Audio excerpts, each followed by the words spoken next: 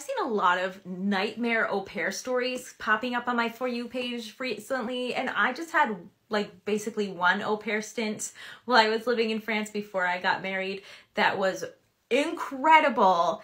And I want to give a little bit of advice before anyone jumps into the au pair ship, okay? Number one is make sure you're going through an organization that is completely legit, that like you have talked to other people who've had experiences with this organization, because there are a lot of fraudulent like au pair opportunity websites that really are just going to take your money and never set you up with an actual real family.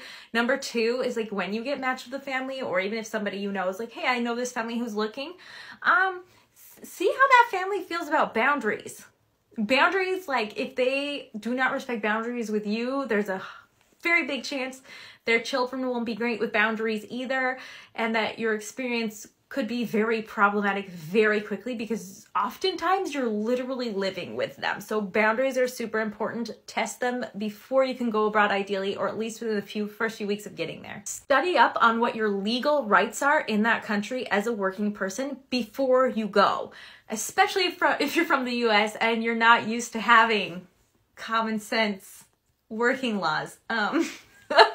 Oh, we will not even get into that. But there are quite a few laws, especially in several European countries, that really protect au pair workers as well.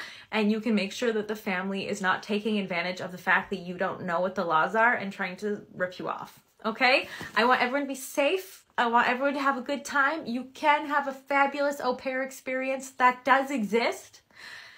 You can also have a really bad one. And this goes for families too. I also knew of somebody who had hired an au pair, and it was a flippin' disaster and like a huge regret they never hired one again. Like it was a nightmare. So that can go both ways. But oh, girls, best of luck.